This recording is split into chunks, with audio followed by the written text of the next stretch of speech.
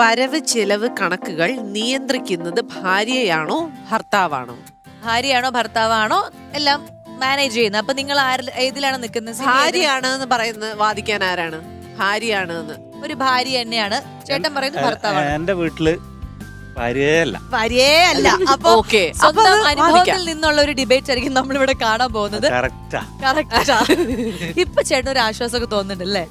ഇപ്പൊ ആശ്വാസമുണ്ട്, പക്ഷെ വീട്ടിലെത്തിയ ആശ്വാസം. Okay, so your time starts now. Okay, അപ്പൊ ആദ്യം ആരാ തുടങ്ങുന്നേ? ഞാൻ തുടങ്ങാം. ഓക്കെ, അപ്പം സുധൻ ചേട്ടനാണ് ആദ്യം തുടങ്ങാമെന്ന് പറഞ്ഞിരിക്കണേ. യെസ്, പോയിന്റ്സ് പറഞ്ഞോളൂ.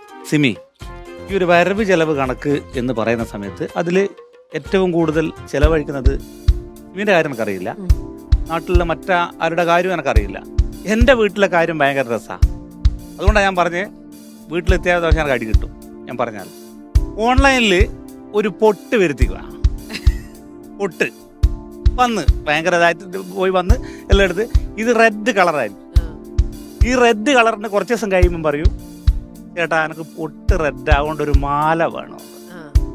രണ്ടായി. ഇനി ഒരു കമ്മൽ വേണമെന്ന് പറയും. വീണ്ടും രണ്ടായി. അതിനനുസരിച്ച് റെഡ് കളറിലൊരു ചെരുപ്പ് വേണമെന്ന്. എല്ലാം കഴിഞ്ഞ് കുറച്ച് കഴിഞ്ഞാൽ പറയും ഒരു ചുരിദാർ വേണം റെഡ്.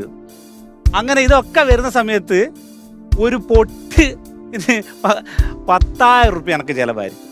ഞാനൊരു കാര്യം പറയട്ടെ.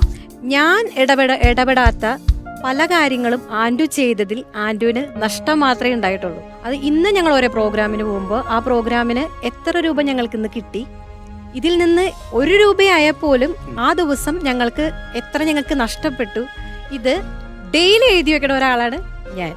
പക്ഷേ ആൻഡുവിനെ സംബന്ധിച്ചിട്ടുണ്ടെങ്കിൽ ആൻഡു ഒന്നും നോക്കില്ല. ഇപ്പൊ ഒരു 100 രൂപ ആൻഡുവിന്റെ പോക്കറ്റിലുണ്ടെന്ന് വിചാരിക്കും. ആ 100 രൂപ കുറച്ചു നേരം കഴിയുമ്പോൾ ആൻഡു അത് മറന്ന്. എന്നെ സംബന്ധിച്ച് ഞാൻ ഇത് ഫുള്ള്, അതായത് എല്ലാ കാര്യങ്ങളും എഴുതി വെക്കുക. അതുപോലെ തന്നെ ഇന്ന ദിവസം ഇത്ര ചെലവുണ്ട് ആൻഡു. അതുപോലെ ഒരു മന്ത്ലി നമുക്ക് എൻഡ് വരുമ്പോൾ ഈ മാസം ഇത്ര ചെലവ് വന്ന്, ഇത് പറ്റില്ല. ഓക്കെ, അപ്പൊ നിങ്ങൾക്ക് ഈ ആൻഡു ഈ ബ്യൂട്ടി പാർലറിൽ പോകുന്നു, നിങ്ങൾ ബ്യൂട്ടി പാർലറിൽ പോകുന്നുണ്ട് അല്ലേ? ഞാൻ പോകണ്ട. മേക്കപ്പ് ഐറ്റംസ് കാര്യങ്ങളെല്ലാം മേടിക്കുമ്പോൾ എന്തായാലും ചെലവ് വരും. മേക്കപ്പ് ഐറ്റംസ് കാര്യങ്ങൾ ഞാനിപ്പോ മേടിക്കുന്നത്, ഞാനൊരു ആർട്ടിസ്റ്റാണ്. എനിക്ക് ആർട്ടിസ്റ്റ് ആയതുകൊണ്ട് എനിക്ക് മസ്റ്റായിട്ട് മേക്കപ്പ് യൂസ് ചെയ്തേ പറ്റൂ. പക്ഷെ എന്റെ കാര്യമാണ് പറയണത്. എനിക്കൊരു ജോലി ഉള്ളതുകൊണ്ട് ആൻഡു ഞാൻ ഇടപെടുത്താറില്ല. അത് പണ്ട് തുടങ്ങി ഞാൻ അങ്ങനെയാ. ആൻഡുവിന് എന്റെ കാര്യത്തിലൊന്നും ഇടപെടുത്താറില്ല. പക്ഷെ അതുകൂടെ ഞാൻ എഴുതി വെക്കും. ആൻഡു ഇന്ന് എന്റെ എമൗണ്ടിൽ നിന്ന് ഇത്ര എമൗണ്ട് നമ്മുടെ ഇന്ന കാര്യത്തിന് വേണ്ടി മാറ്റി വെച്ചു. ഇപ്പൊ കൊച്ചിന്റെ കാര്യമായാലും ഇന്ന കാര്യത്തിന് വേണ്ടി ഞാൻ മാറ്റി വെച്ചിട്ടുണ്ട്. ഇപ്പം ഭാര്യ ഇത്രയും സംഗതികളൊക്കെ മേടിച്ചു, ഇവർക്ക് ഡ്രസ് ചെയ്യാൻ തന്നെ ഒരുപാട് സമയം വേണം. പൊതുവെ ഇപ്പൊ നമുക്ക് എല്ലാ സ്ത്രീകളെയും ഉൾപ്പെടുത്താൻ പറ്റുമോ? ചിലവർ പെട്ടെന്ന് സംസാരിച്ചിട്ടുണ്ട്. ഏത് ഞാൻ എന്റെ വൈഫിനെ കൊണ്ടാ പറയുന്നത്. അല്ല, അത്യാവശ്യം കുറച്ച് ആൾക്കാർ ഇങ്ങനെയായിരിക്കും, മറ്റുള്ളവരെ ഇതിനകത്ത് പെടുത്തരുത് എന്ന് ഞാൻ പറഞ്ഞിട്ട് എന്റെ അനുഭവം അല്ലേ എനിക്ക് പറയാൻ പറ്റൂ. ഇല്ല ഏട്ടാ, നമ്മിപ്പോ പൊതുവായിട്ട് സംസാരിക്കുകയാണ്. നമ്മള് സംസാരിക്കുമ്പോ അതായത് ഒരു സ്ത്രീ ഇപ്പൊ എല്ലാ സ്ത്രീകളും ഇപ്പൊ ചിലവര് ഇപ്പൊ ഭക്ഷണം കഴിക്കുന്ന കാര്യത്തിലായാലും പോലും, ചിലവര് വീട്ടുജോലി ആയാൽ പോലും ചിലവർ അത്രയും സ്ലോവില് ചെയ്യണവരുണ്ടാവും. ചിലർ പടപടയെന്ന് പറഞ്ഞ കാര്യങ്ങൾ അവരുടെ ടൈമും ഒക്കെ.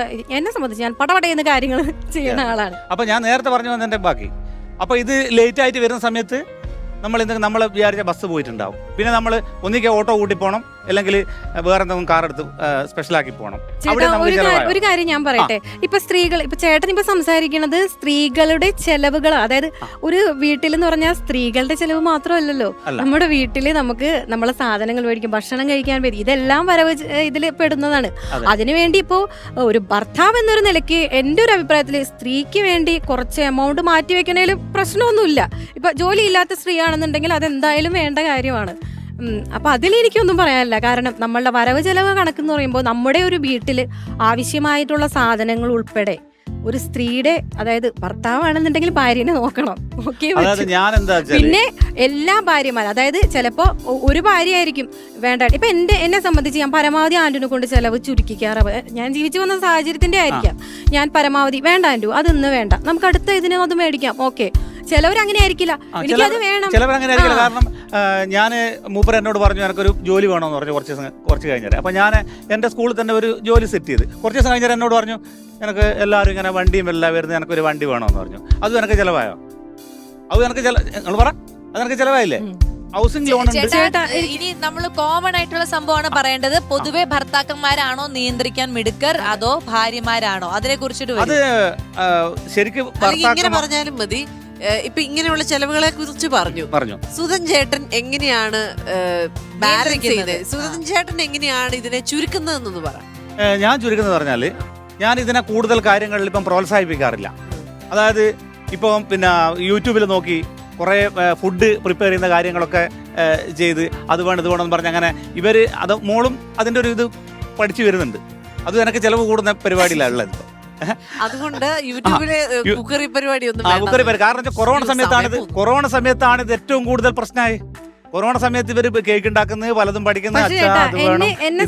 എന്നെ സംബന്ധിച്ചാണെന്നുണ്ടെങ്കിൽ ഞാൻ പറയുന്നുണ്ട്, എന്നെ സംബന്ധിച്ചല്ല, പൊതുവെ മിക്ക സ്ത്രീകളും ഒരു പുരുഷന്റെ അയാളുടെ എന്താ പറയാ ആ ഒരു സാമ്പത്തിക അതൊന്ന് കാത്തു പാലിക്കാനായിട്ട് എന്തായാലും ഒരു സ്ത്രീയുടെ പങ്കുണ്ടാവുന്നതാണ് എന്റെ വിശ്വാസം. കാരണം ഒരിക്കലും ഒരു സ്ത്രീ തന്റെ ഭർത്താവിൽ നിന്ന് ഇത്രയും പൈസ പോകുമ്പോ സന്തോഷിക്കില്ല, ഒരിക്കലും ഇല്ല, എനിക്ക് തോന്നുന്നില്ല. ചില കാര്യങ്ങളില് ഇപ്പൊ അടുത്ത കാലത്തായിട്ട് കുറച്ച് പ്രശ്നങ്ങളെല്ലാം വന്ന് ലോണിന്റെ പ്രശ്നങ്ങളായ മുമ്പത്തെ കുറച്ച് കൺട്രോളിങ് വരുന്നുണ്ട്. അപ്പം പിന്നെ ബാക്കിയുള്ള ആളുകളൊക്കെ നമുക്കറിയാം. എന്റെ വീടിന്റെ തൊട്ടപ്പുറം ഞാൻ ഒരു കാര്യം കൂടി പറയാം. ഒരു കാര്യം ഇവിടെ ഞങ്ങള് അത് മൂപ്പത്തേക്ക് ടെൻഷൻ ആകുന്ന ഞങ്ങൾക്ക് പ്രശ്നമല്ല. അതായത് ഞങ്ങൾ ഇവിടെ വന്നു, ഇവിടുന്ന് കഴിഞ്ഞ ദിവസം ഷൂട്ടും കഴിഞ്ഞ് പോകുന്ന സമയത്ത് ഞങ്ങൾക്ക് ഒരു റൂം വേണം. റെയിൽവേ സ്റ്റേഷന്റെ പിറ്റേന്നാ പോവാ. അപ്പോൾ റെയിൽവേ സ്റ്റേഷൻ്റെ അടുത്ത് റൂം എടുത്തു. ഇവര് ബാത്റൂമിൽ ഒന്ന് നോക്കി, ഇവിടെ പറ്റൂല എന്ന് പറഞ്ഞു. 999 റൂം പറ്റില്ല എന്ന് പറഞ്ഞു. അതാ അടി വന്ന്. അപ്പൊ അപ്പൊ നമുക്ക് ഇതിൽ നിന്നൊരു കൺക്ലൂഷനിലേക്ക് എത്തിയില്ല. സിമി ആക്ച്വലി പറഞ്ഞു വന്ന പോയിന്റ്സ് ഇങ്ങനെ കറക്റ്റ് ആയിട്ട് പറഞ്ഞുകൊണ്ടിരിക്കുകയായിരുന്നു. പക്ഷെ ഞാൻ പറഞ്ഞു ഇടയിൽ കയറി പറഞ്ഞോളൂ, ഒരാള് പറയുന്ന കഥകൾ മൊത്തം കേൾക്കണ്ടാന്ന് പറഞ്ഞു. സിമി ആ കഥ കേട്ട് ഇങ്ങനെ രസിച്ചു നിന്നു. അങ്ങനെ 5 മിനിറ്റ് പോയി. ആ പോയിന്റിലേക്ക് വരായിരുന്നു. ചേട്ടാ അങ്ങനെയല്ല, ചേട്ടാ ഭാര്യമാർ എന്ന് പറഞ്ഞാൽ ഭാര്യമാർ ഇങ്ങനെയാണ്, ഭാര്യമാർ അങ്ങനെയാണ്, ആ കോളത്തിൽ അത് എഴുതണം, ഈ കോളത്തിൽ ഇത് എഴുതണം, അങ്ങനെ എന്ത് വേണമെങ്കിലും നിങ്ങളുടെ ഇത് വെച്ച് പറയാമായിരുന്നു. ഇപ്പം 5 മിനിറ്റ് കഴിഞ്ഞപ്പോൾ രണ്ടുപേർക്കും ഒരു കൺക്ലൂഷനിലേക്ക് എത്താൻ പറ്റിയിട്ടില്ല.